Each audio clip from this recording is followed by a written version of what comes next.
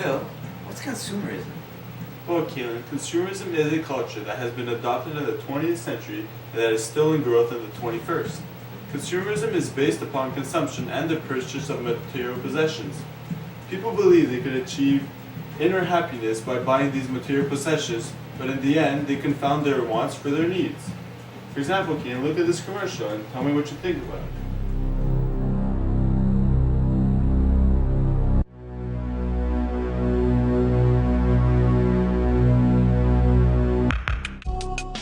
We're all targets, we're all victims. We're targeted by advertisement and victimized by big business. In the end, we prostitute ourselves to banks.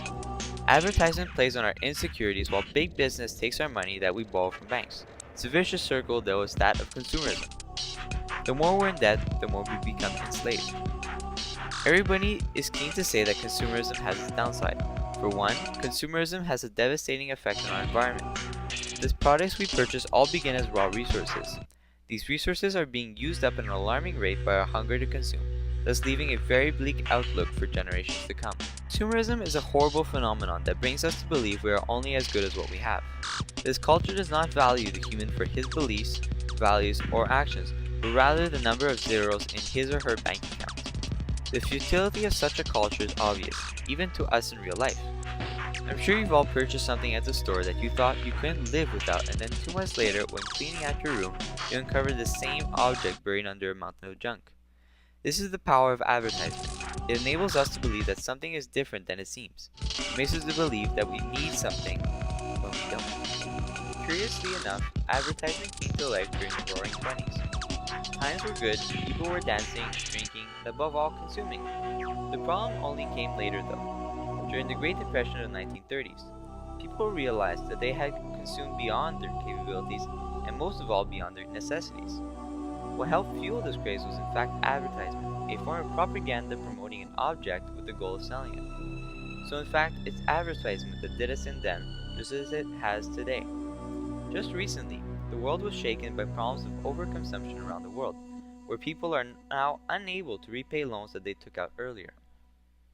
She can have what she want and go and let it stop for any bag she want. I know you ain't never had a man like that to buy you anything your heart desires. This video promotes the wrong idea. It shows that relationships are based on money and not on love.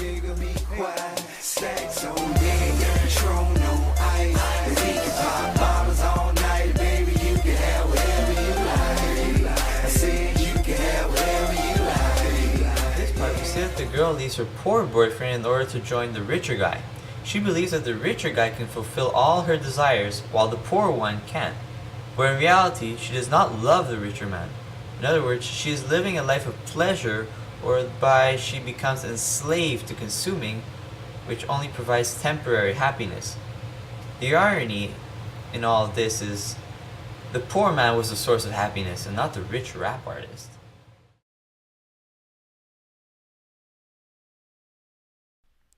Culture is defined as a set of shared beliefs, values, symbols, and attitudes of a certain group or institution. Consumerism is occurring on such a grand scale that it can now be labeled as a culture, whereby a social group or organization practices a collection of attitudes and behaviors. Everyone who buys at a certain store or a certain brand will instantly share a bond, which translates into culture. They will have something in common, they will be able to relate to each other, and they will probably share some of the same values. In our industrialized society of the 21st century, the majority of the citizens believe that it is necessary to acquire possessions and fulfill wants. On a different point, consumerism can have many positive impacts. One of its major positive impact is globalization, which permitted people around the world to have jobs and have an income. Consumerism permitted the growth of globalization and therefore continues to give economical support to many industrialized and third world countries around the world. Most of the brands and companies that are being displayed are internationally recognized. They all use advertising as their main weapon in order to attract our attention. There's a never-ending list of brands and companies that are available for us to choose our desires from. In the end, they all bring us pleasure, but we have to remember that they don't bring happiness. In 2005, the World Bank published a report on consumerism. As it stood, the wealthiest 10% of the world's population was responsible for more than half of the world's consumption. Meanwhile, the poorest 10% accounted for a meager half a percent. This is a very significant statistic when it comes to show how materialistic and greedy we, the top 10%, actually are. No matter what we think, we are part of this culture. Every day we inch closer to the ultimate destruction of our own planet through a practice that most of us say we dislike, but subconsciously practice. So, Kaylin, how'd you find these commercials? Well, Phil, to be honest with you, I feel like I have a big target on my back. I honestly feel victimized. So do I, Kaylin, so do I. I think we should turn this off before we become consumed.